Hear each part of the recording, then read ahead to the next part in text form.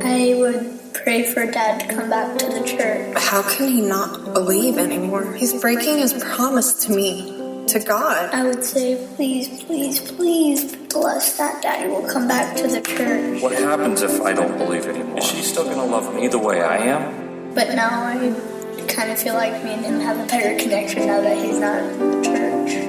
I wish this wasn't happening. Well, it's time to start. Okay. Welcome to Unequally Yoked, the podcast for couples in mixed belief marriages. Coming to you live, well, not really live, coming to you from the Winters Quarter studio in North Carolina. I am Neal Winters. And I'm Naomi Winters. And tonight, You've had some things on your mind. Yes. I haven't really talked to Naomi. We haven't really discussed what tonight's topic is going to be. He won't even tell me what he's been thinking about. He said, I'll just tell you on the podcast. Yeah. So let me start by asking you a question. Okay. If you remember when we decided that I wasn't going to go to church anymore, you said basically, I want you to still believe in God. Mm-hmm. What was your reasoning behind that? Well, spirituality has always been really important to me, being able to connect in that way. Okay. And I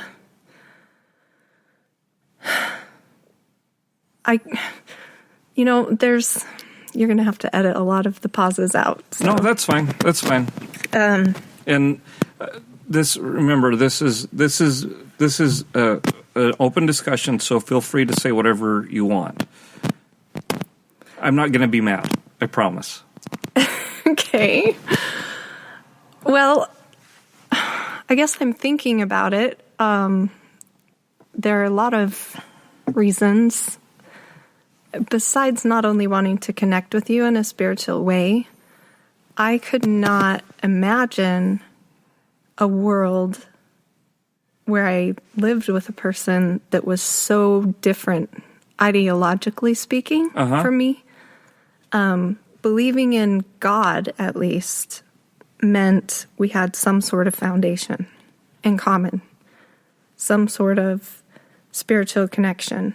And we could go from God to other aspects of our life. You know, we have a soul. We can still believe that we're going to live together in the afterlife. It's just a lot of the things that I hold precious and dear rely upon the idea of a God. And do they rely on your spouse believing in a God? Did they at the time, and do they still now? Yes. Both? Both of those, yes. So now that I'm agnostic, right? Mm-hmm. There might be, there might not be.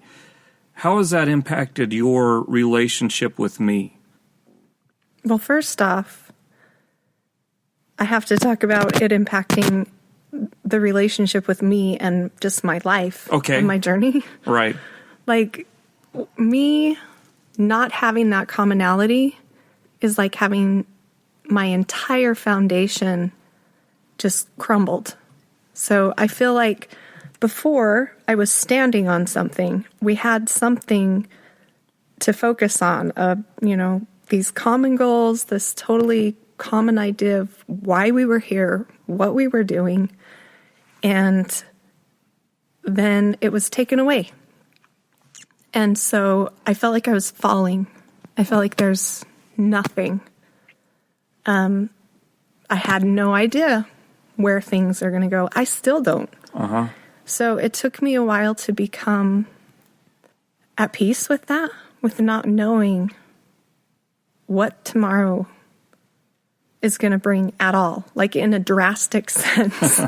and watching you go through this journey, you didn't know who you were for a long time. You didn't know what you really believed, what you wanted. And so I had to just sit there on the sidelines and wait for you to decide who you are and wait for you to decide what you wanted and what you thought this life was about. Uh-huh. And I think that's what happens when you take God out of the picture. You have to redefine everything. You're starting an entire new foundation, and you have to decide what to build it on. It's huge. So for me,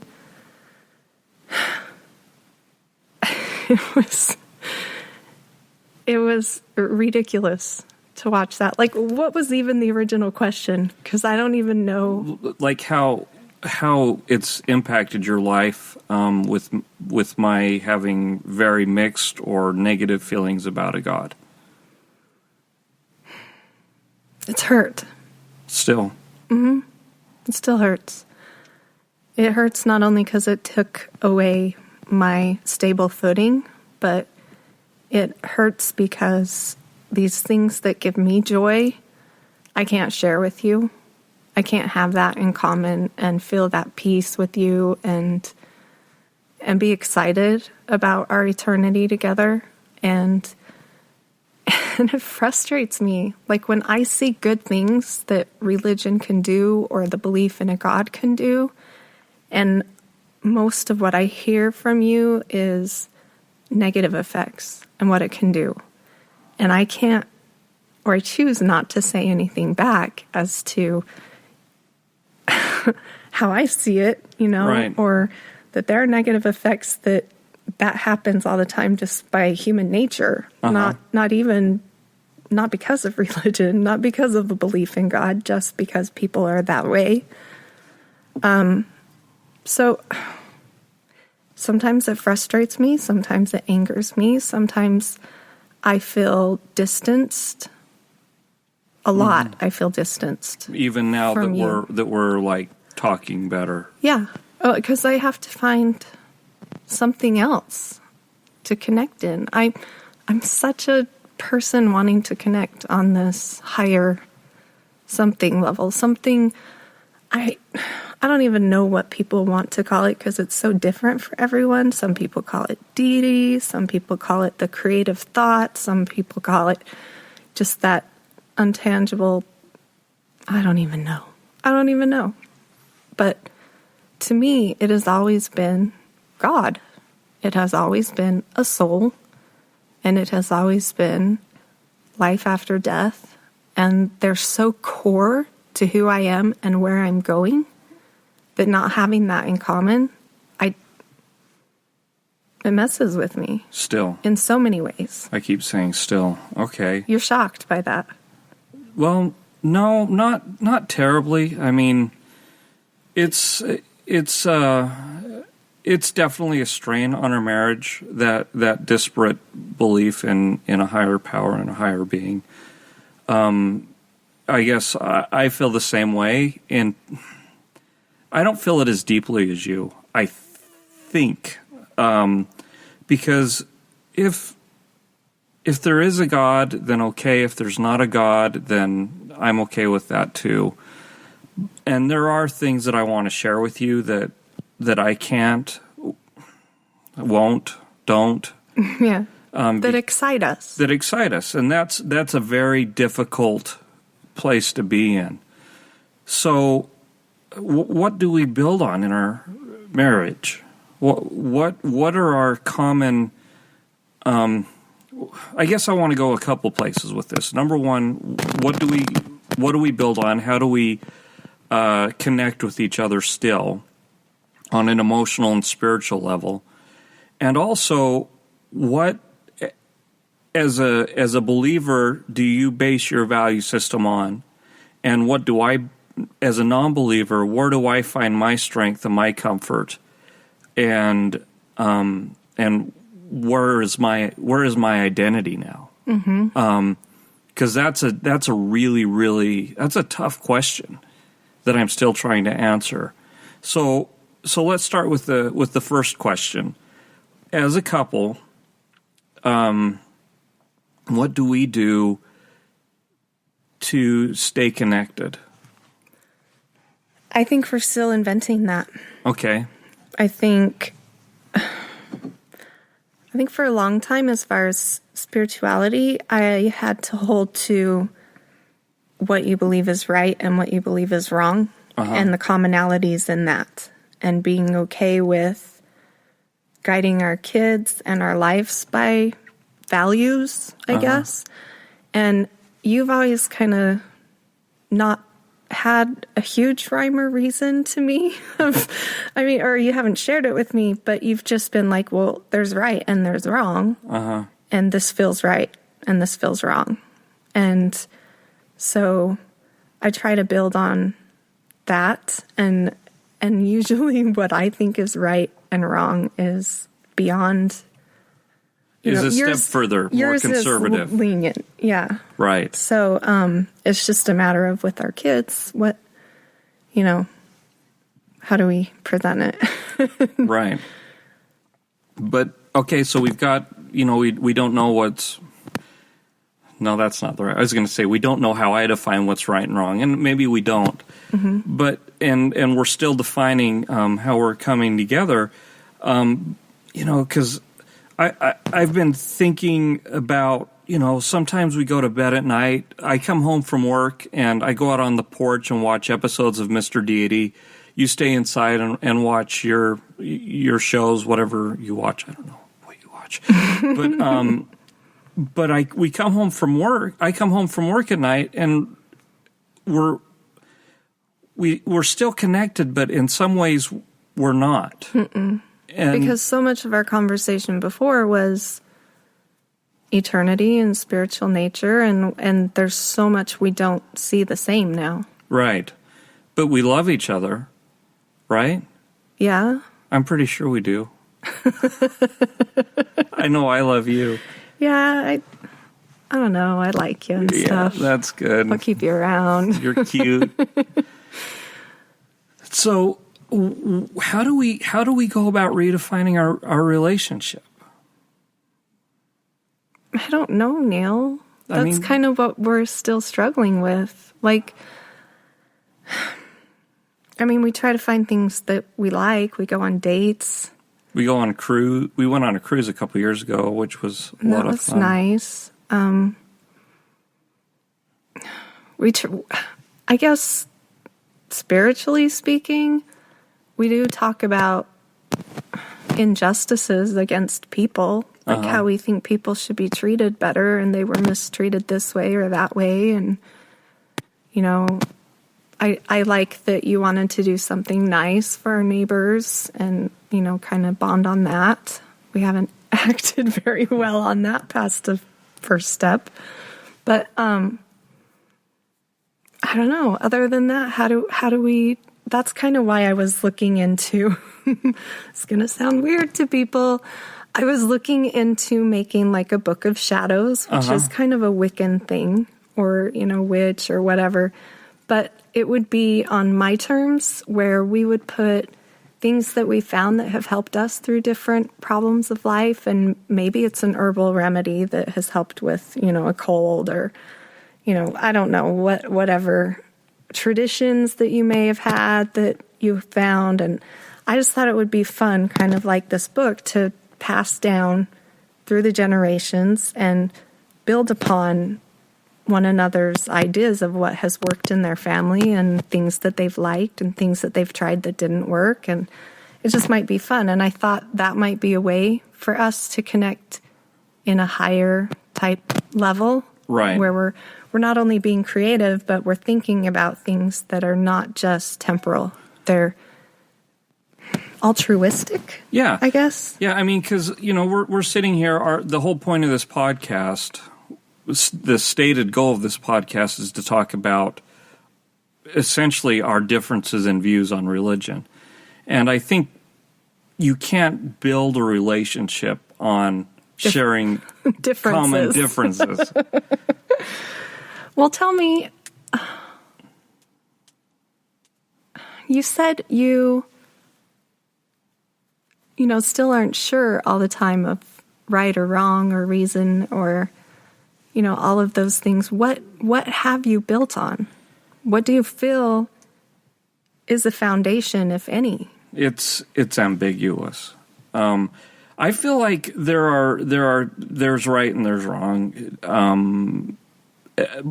In terms of morality, like you know, what I would used to think about sex and all that stuff. I'm for the kids, I'm a little bit more undefined on than I used to be. But to me, treating people well, telling the truth, being honest, except for with you sometimes, which I'm getting better at. But being honest in my job, putting in an honest day's work for an honest day's pay. Not stealing, raising the kids to make good choices, to think for themselves. I guess to me, what's right at this point in my life is to raise my kids well, raise our children well, raise them to question and to be curious, and most of all, to be confident. And kind. And kind. You are all about relationships. Yeah, and I think our kids are learning that. Mm-hmm. But, you know, I want them to know that we love them regardless of what they do. Yeah, and help them function. Yeah, as a well-adjusted adult in society where they can find some happiness in their life. So, is that like our only common goal right now? It might be. Raise the family and try to make each other happy and get close to one another, and then we don't know where that leaves us after we raise our kids? I don't know. It's not hopeless by any stretch of the imagination. No, but you just figure by then we'll know. Yeah, I mean, we'll have crap to build on. We used to have a goal of serving a mission when we retired, which isn't really a goal anymore, at least not for me.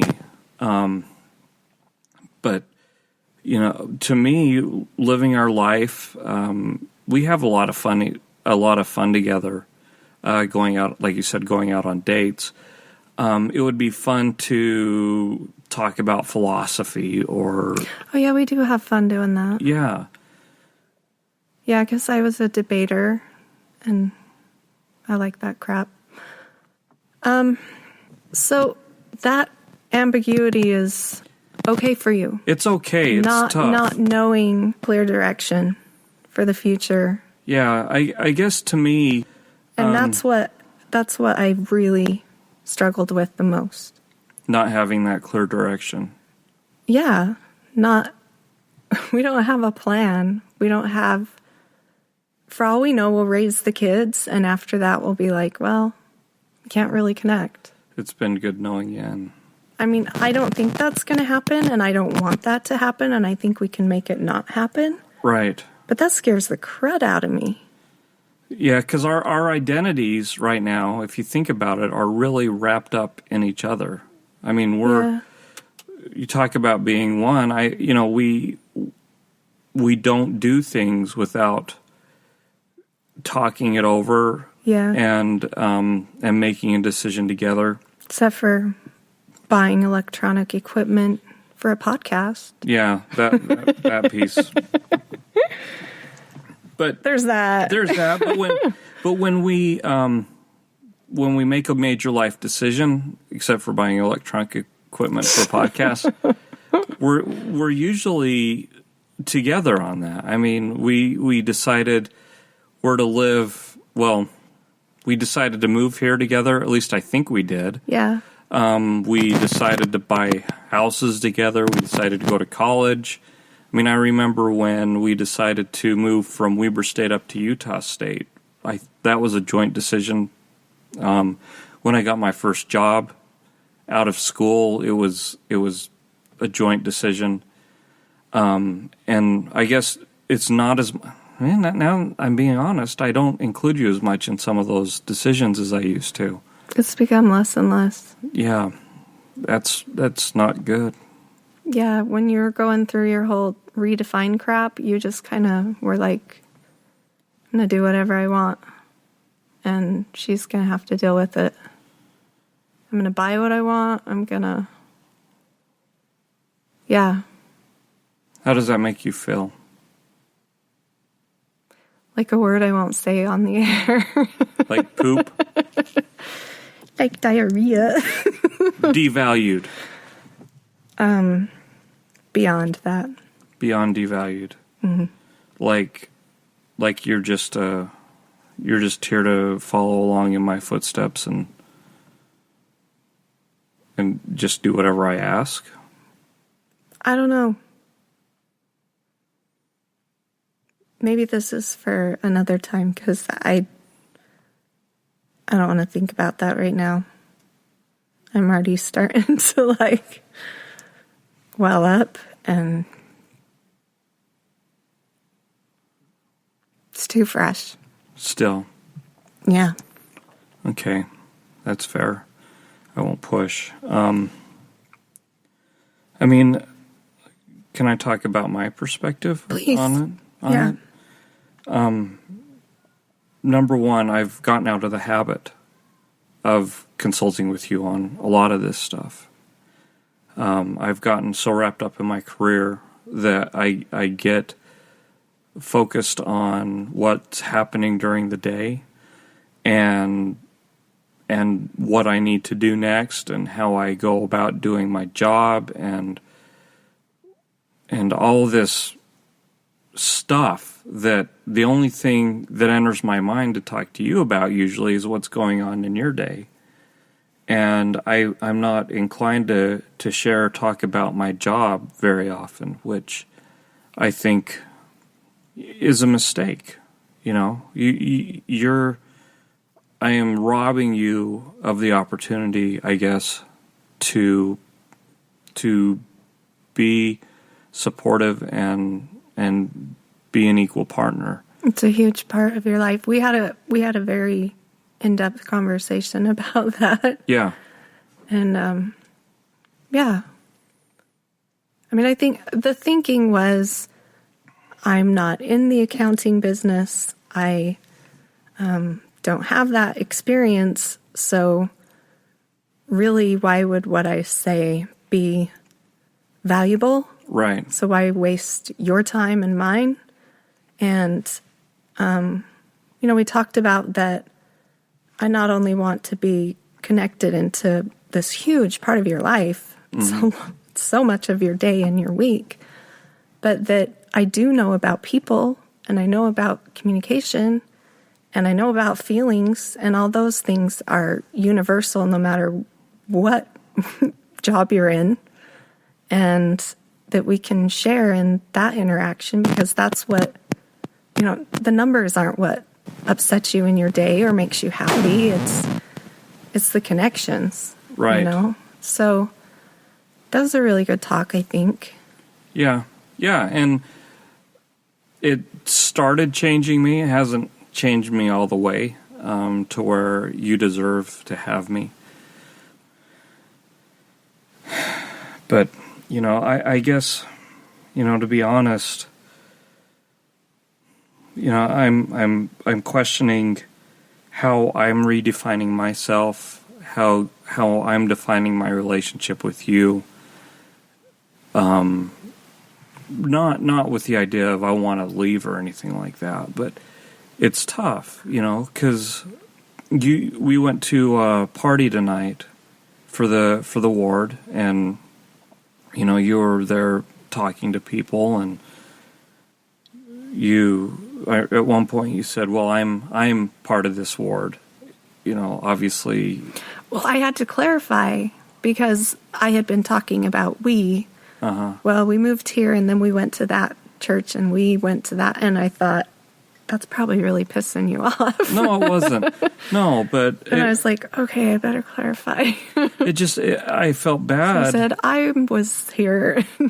Yeah, so you go to church, and that's a huge part of your life. You're bonding with these people, and we have friends in the ward.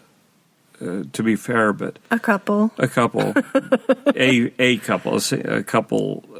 a married couple, and I go to my humanist alliance, and I've got friends there.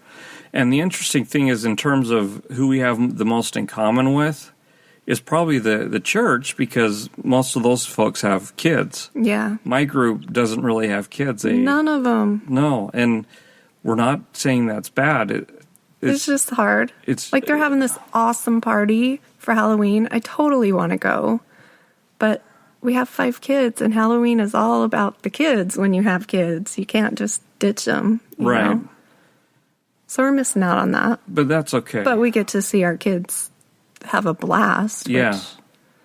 Those days are going to be gone way too soon. Yeah. You know, I was in bed last night, and our 2 youngest boys came in and laid down next to me, and I put my hand on the youngest back, and I thought, man, he's so small. And thought, what would I do if we lost him? Yeah. You know? And just love him so much, and you want the best for him, and it's tough when you don't necessarily believe in an afterlife. Not you, Naomi, but me.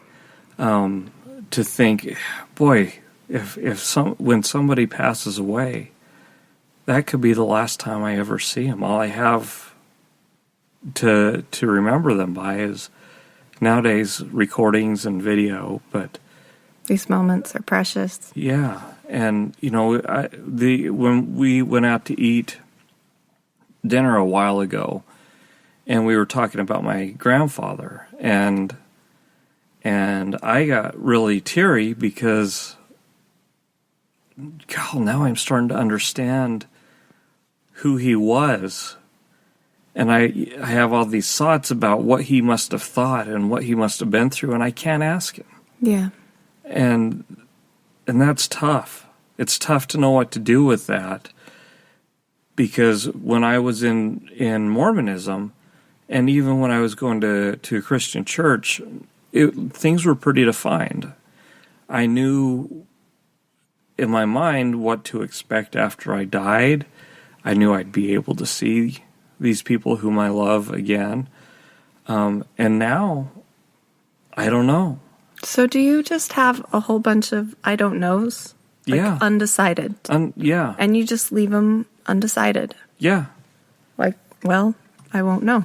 Yeah, and you have to find a way to be okay with that. Yeah, and it's tough sometimes. But also exciting. Exciting. But it makes me want to live for today. It makes me want to make the most out of my life. Which, when you first left the church, you went through this period of time where you weren't sure you wanted the life that you had. You weren't sure that you wanted the wife, the kids. You were kind of in this stage of bachelor, and maybe part of that's midlife crisis. I don't know, but the grass looked a lot greener on the other side.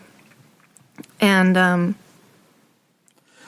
know that, like, I could tell you were there, and it, like, when you've switched back into realizing, oh, okay, I want my family, I want my kids, I want my wife. Yeah. And that was nice to have that switch back. I kind of just waited. I remember telling you, I'm just waiting. I'll be here when you figure it out, you know. Yeah. But it wasn't fun knowing that you weren't sure you wanted us. Well, I think a typical thing for folks who are transitioning out of the church is our whole lives have been defined by this religion. It's told us, it told me who to marry. It told me to have kids at a young age. And I followed this advice and this counsel. And then all of a sudden I'm saying, I don't acknowledge the authority of this church any longer. Are the things that they told me are good? Are they really good? And because I think the church is horrible, therefore all of its advice must be horrible, and therefore it must have really been giving me mind control to tell me exactly how to live my life.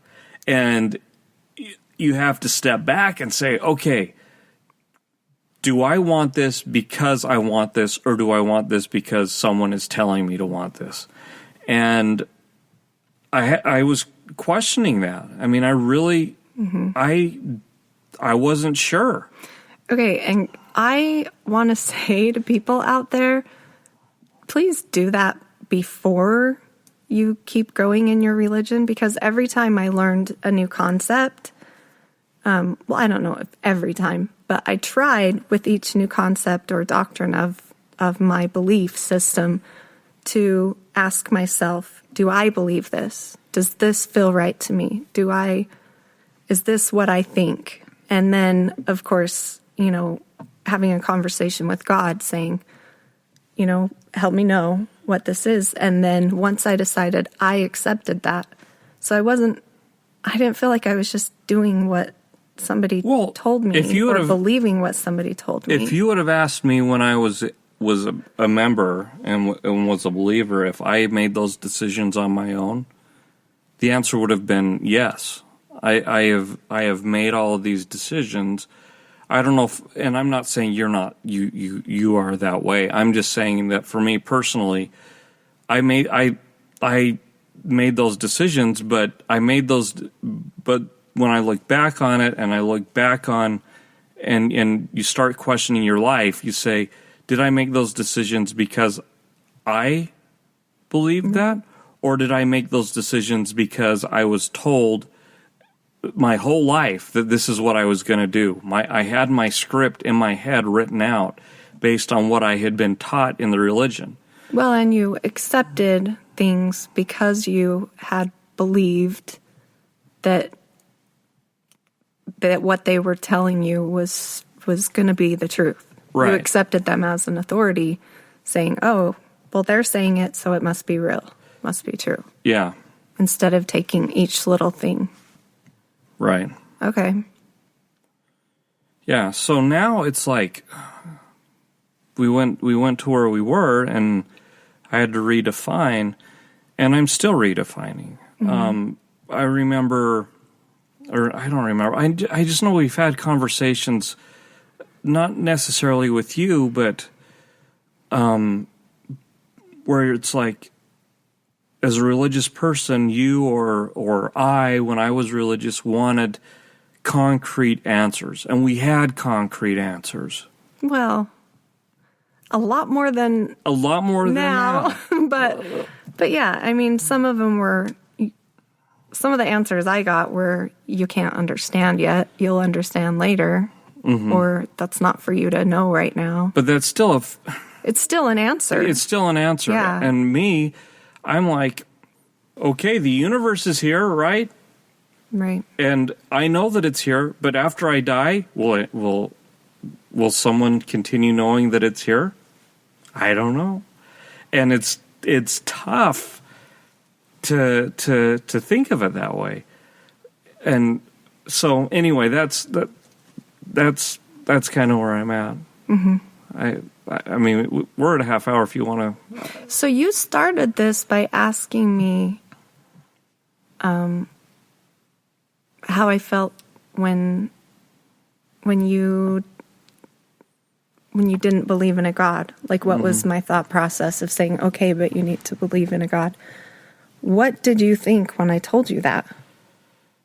I thought, I still want to keep my family, and so I'm going to do what you asked me to do. I felt like I was giving it a good compromise.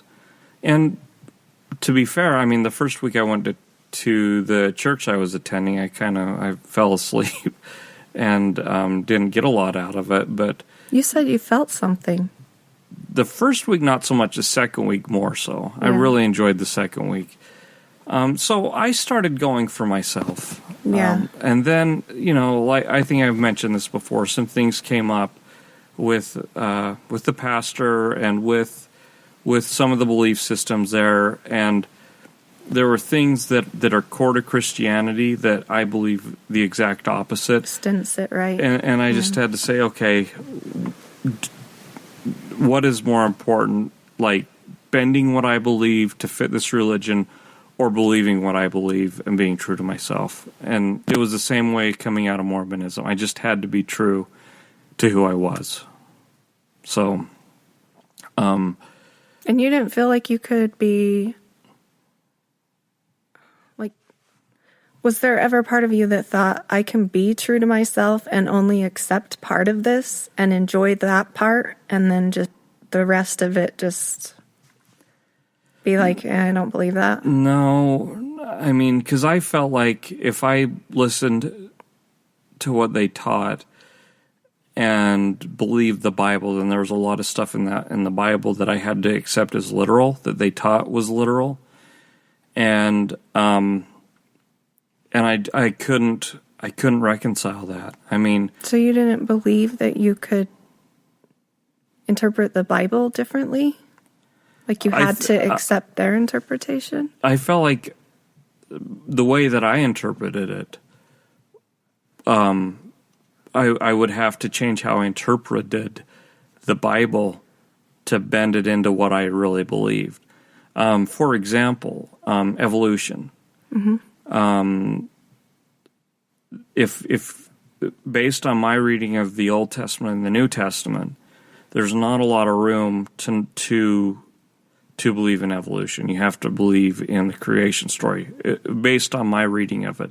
And based on people talking about it. I mean, there are some Christians who believe in evolution, which I don't fault them for. But when I looked at it, yeah, and I don't. I mean, I'm not like totally 100% because I can't 100% prove it, but it seems. Yeah, I mean, there's fossil records. There's all this stuff. But for me, a day in God's time, we don't know how long that is. Right. Could be however long. You know, we had a scientist friend who studies evolution who told us that they didn't believe in evolution. They believe creationism because they interpreted the Bible very literally. Very literal. So there was that. There was Calvinism, which just. That's that really wrong with you. Yeah, when I learned about that, I almost walked out right then and there. And it was shortly after that when I just gave up on it and said, no. That's what did you in. Yeah, that's where I just. And you know, if you want to believe in Calvinism and you're listening to this, then you know you have every right to. But for me, it was just a deal breaker, and I couldn't stomach it. So how do you feel about your religion? Like, do you feel like you have to selectively ignore things? I don't feel like I ignore it. I mean, I guess you would say or see it as bending it to what I believe. Uh-huh. But, I mean, for me, words are really ambiguous. That's the debater side of me. Communication is so limited with the verbal, with vocabulary and our language, that it leaves so much room for interpretation for me. So I can read something and take it so differently than what you do or what somebody else does. And there's just everything that I can explain. I'm at peace with what I believe. There's certainly some things I don't know how I believe. And there's certainly things that I think I know how I believe, and I don't want to live it. Okay. And I hate that about myself. I've never really felt that way until I got older. I always wanted to just be perfect and I wasn't going to let anything slide. I was always going to try my hardest on everything. And now it's like, you know what? That's too overwhelming for me. I'm going to have to pick a few and work on that. And the rest, I just got to table it because I can't even deal with it. Right. I'm not going to work on that. And I hate that. It really bugs me. Well, I mean, we're both tired. I mean, Life is tiring when you get older. Life is exhausting. There's so much to do. We're for lack of a better phrase, we're fighting this difference between us. Yeah. We're not fighting with each other, but we're you know, that's a constant underlying aspect of our marriage. We have 5 kids who are busy, who cost us money. Health problems. Mental health problems. And, you know, I had a pilonidal cyst one time. Oh my gosh, you are so weird. I love it. Oh. And that was tiring, but it was nice to take a few weeks off of work. I'll tell you, that is love right there. I had to deal with that wound, and I did. Yeah. We're not going to go into details. But I was awesome. Yeah, because if pilonidal cysts are not fun. Look it up. Anyway. Yeah, that's funny. Yeah, but I mean, we're exhausted, and it's tough to, like, sometimes just want to give up. So much. Like, I just want to. I want to put my hands up and say I'm done. Yeah. I almost did tonight. Can I just be honest? Yeah, absolutely. I'm sitting there at the activity before you came. Trunk or treat. It's supposed to be really fun. The kids are all dressed up. They're getting candy. We're having chili for dinner. And I look at all these people and I recognize faces. And there are a few that I know their names. And there's maybe like one or two that I feel comfortable around, like just talking. And I was like, I don't know anyone. I don't feel like I can be social with these people. And if they only knew like how much I needed to be a part of it, it would be different. Somebody would come up to me. Somebody would try to get me out of my shell. They'd give me a calling, like what I was talking about. And I had that little moment where I'm like, I'm done. If somebody doesn't come grab my hand and help me, I'm done. Which is stupid because I know that relationships are two-sided. You know, you can't just expect somebody to come and draw you out of your shell. You have to go make an effort to get to know people too.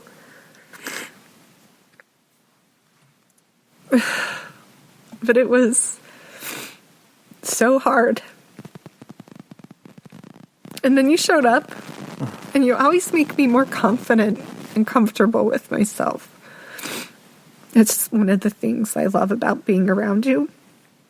And so I felt like I could talk to a few people, and I didn't meet a lot of people, but I met a couple new ones, and I felt more comfortable, and I was like, okay.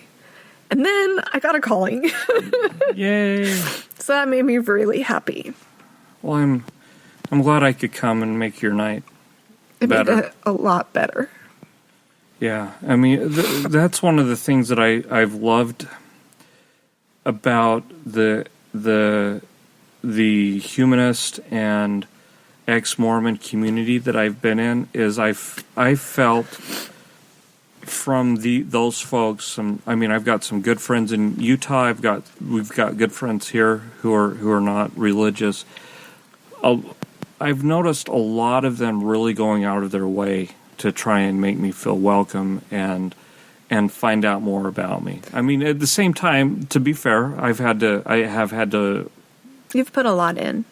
Yeah. And they're a smaller group, so you're more close-knit.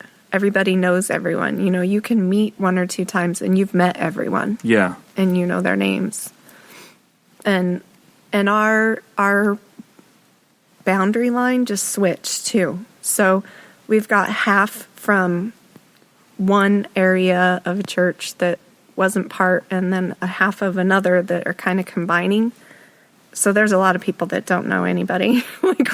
We know half of the people and still trying to get to know people. But it was just, you know, I'm tired this week. I've had a migraine for 3 straight days. Not feeling super great. And I went there with no makeup on. And I like that, stupid little witch hat on, and, you know, an orange feather boa because that was all I could handle.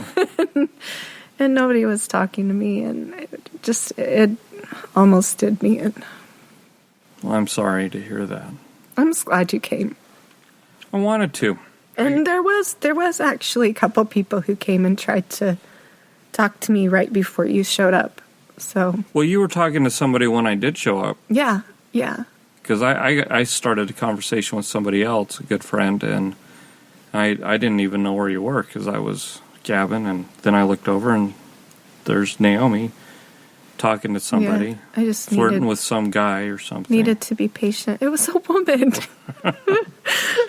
She came on to me, okay? Okay. No, I'm just kidding. Oh, gosh. Okay, that was twice for anyone who is counting the times that Naomi cries. Okay? Twice. And I'm not counting the time that I teared up. Okay, that's fine. You've got. It's okay. When you guys gonna tuck us in? Pretty soon. We'll head in there in just a minute. Okay. Hey, you. Zach, do you want to come talk about what it was like to have Daddy come tonight? I'm cold.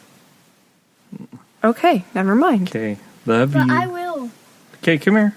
Even though I'm cold. That hurts my armpits. Sorry. So what was it like having Daddy come tonight? It was good. Even though I didn't really see you guys. What were you doing the whole time, bud? Mostly trick-or-treating and playing games. Was it fun? Yeah, I didn't get any candy with one of the games because I got it wrong, so I had to redo it, and that game was pretty fun. Wow. Yeah. I tried the witch game kind of, but I didn't try it with a real egg. Oh. Did it make a difference that Dad was there, or you didn't? It didn't really. It did, but But you didn't see me very much? yeah, Oh. But you know that we love you, right? yeah. And I want to eat your nose. Do